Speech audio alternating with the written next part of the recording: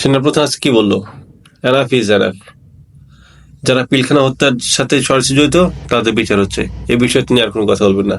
বাহ, তিনি একজন সেনাপ্রধান ওয়াকার সাহেব। আপনি ইস্ট বেঙ্গল যুদ্ধের অধিনায়ক ছিলেন, আপনার সময় পিলখানা হত্যাকাণ্ড ঘটছে, কিন্তু আপনি কেন এটা বিচার করতে দিচ্ছেন না? কারণ এই হত্যার সাথে আপনিও জড়িত আছেন। আসলে পিলখানা হত্যাটা মূলত কেন হয়েছে? পিলখানা হত্যাকাণ্ডের মূল কারণটা হচ্ছে যে আমরা একটা একটা জানি না যে একটা ইতিহাস, যে বাংলাদেশের কাছে ভারত পরাজয়, নির্মম ভাবে পরাজিত হয়েছে বড়াই বাড়িতে, এবং সেখানে মিডিয়া তো বলে 15 থেকে 16 জন ভারতীয় মারা গেছে, কিন্তু প্রকৃতপক্ষে কিন্তু 400-রও বেশি, এবং সেখানে কয়েক ট্রাক লাশ ভারতীয়রা দিয়ে গেছে। এত পরিমাণ ক্ষয়ক্ষতি হয়েছে ভারতের। সেই সময় বাংলাদেশের বিডিআর, আজকের দিনের তথাকথিত বিজেপি। সো সেই সময় বাংলাদেশের বিডিআর সেই পরিমাণ শক্তিশালী ছিল এবং ভারত কোনো পাত্তাই পায়নি। নো, একদম জিরো টলারেন্স। একটা মানুষও সীমান্তে মারা যায়নি, ভারতীয়রা ভয় ভয় কাঁপতো। সো ওটার প্রতিশোধ হিসাবে তারা শেখ হাসিনাকে ক্ষমতায় আনে, এবং শেখ হাসিনা ক্ষমতায় এনেই তারা দেশপ্রেমিক যেসব সেনাবাহিনী বিডিআররা ছিল, এদেরকে এদেরকে এক হত্যার ষড়যন্ত্রে নীল নকশা আঁকে, এবং যার ফলশ্রুতিতে পিলখানা বিদ্রোহটা ঘটে। মূলত আমরা জানি যে কর্নেল গোলজার, যে বাংলাদেশের অন্যতম তথাকথিত জঙ্গি, বাংলা ভাই অথবা শায়েক, তার নাম খেয়াল হচ্ছে না এখন, যে শায়েকুর রহমান, এই ধরনের, যে মির্জা আজমের দুলাভাই, মির্জা আজমকে আওয়ামী লীগের তথাকথিত 6 বার ভোটচোর এমপি, সো তাকে গ্রেফতার করে কর্নেল গোলজারের নেতৃত্বে, এবং তাকে ফাঁসি দেওয়া হয় জঙ্গি কাজ করার জন্য। এটার ক্ষোভ, এটার প্রতিশোধ নেওয়ার জন্য, এটা ক্ষোভ এমনটাই ছিল যে কর্নেল গোলজারের লাশ 14 দিন খুঁজে পাচ্ছে, এবং তাকে এত নির্মম ভাবে মারছে, তার মেয়ের জন্য ভেঙেছে, তার চোখ দুটো উপরে ফেলছে, তাকে এত নির্মম ভাবে মারছে, এবং তাকে মৃত্যুর আগে তাকে নিজে বলছে যে তুই তোর খবর তুই নিজে কর। বুঝতে পারছেন কোথায় নির্মম ভাবে ভারত এবং আওয়ামী লীগ একদম জোরসাজশ ভাবে এই বিডিআর হত্যাকাণ্ড হত্যা করা হয়েছে। কত মানুষ, কত আত্মীয় স্বজন, তার বাবা মা ভাই বোন, কত মানুষকে তারা হারিয়েছে, এমনকি অনেক নারী ধর্ষণের শিকার হয়েছে। মিডিয়া তো এগুলো তো প্রকাশ করে না।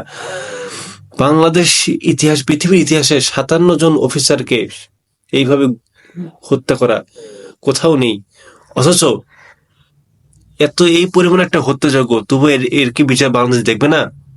গত 16 বছরও এই বিষয়ে অনেকবার চেষ্টা করা হয়েছে বিডিআর হত্যাকাণ্ডের বিচারের জন্য, কিন্তু এটা নিয়ে আজ পর্যন্ত কেউ কখনো মুখ খুলেনি। সেনাপ্রধান ওয়াকার, তিনি একজন ভারতীয় চর। আমি আগে বারবার করে বলি যে বাংলাদেশের যত সেনাপ্রধান সবগুলো ভারত সিলেক্ট করে, যারা দেশদ্রোহী, যাদেরকে টাকার মাধ্যমে কেনা যায়, যারা দেশকে বিক্রি করবে প্রয়োজনে ভারতের জন্য নিজের জীবনটা দেবে, তাদেরকে সেনাপ্রধান বানায় এই ভারত। ঠিক ওয়াকার তেমন একজন মানুষ। অনেকে মনে করে যে এই স্বাধীনতার, জুলাই গণঅভ্যুত্থানের স্বাধীনতার পিতা ওয়াকার। জনগণ তো বোঝে না যে ওয়াকার ভারতের হয়ে কাজ করছে। 3,500-এর মতো আওয়ামী লীগ বর্বর নেতাকে, হেভিওয়েট নেতাকে ক্যান্টনমেন্টের জায়গা দিয়েছিল, এখন কোথায়? খবর নেন।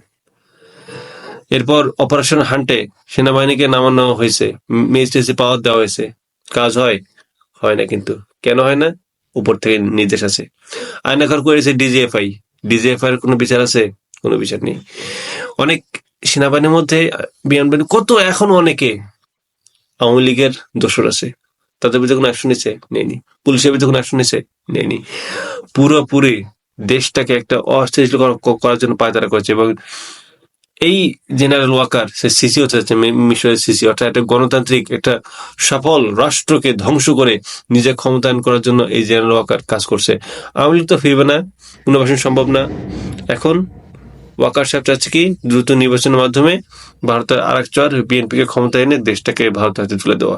কারণ ভারত আওয়ামী লীগ এবং বিএনপি ছাড়া অন্য কোনো দলের মাধ্যমে এই দেশকে নিয়ন্ত্রণ করতে পারবে না, কারণ এই দুই দলই হচ্ছে ভারতের খুব প্রিয়।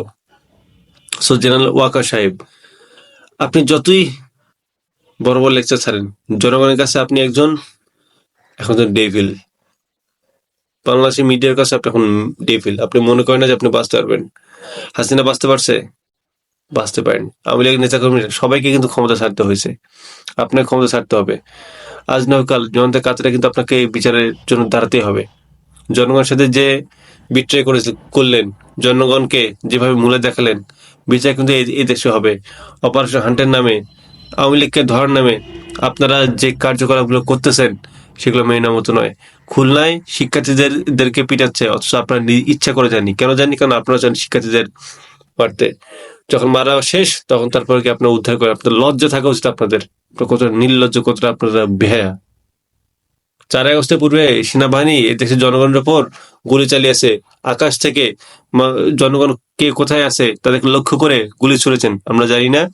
যখন বুঝতে পারছেন যে এই জনগণ খুবই ফুটে গেছে, এই জনগণকে আর মোকাবিলা করা সম্ভব না, উল্টা টার্ন নিয়ে এখন জনগণের পক্ষে দাঁড়াচ্ছেন।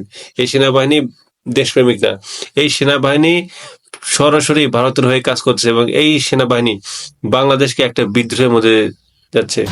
উপায় নেই, এই বাংলাদেশে সেনা শাসন করে কোনো লাভ নেই।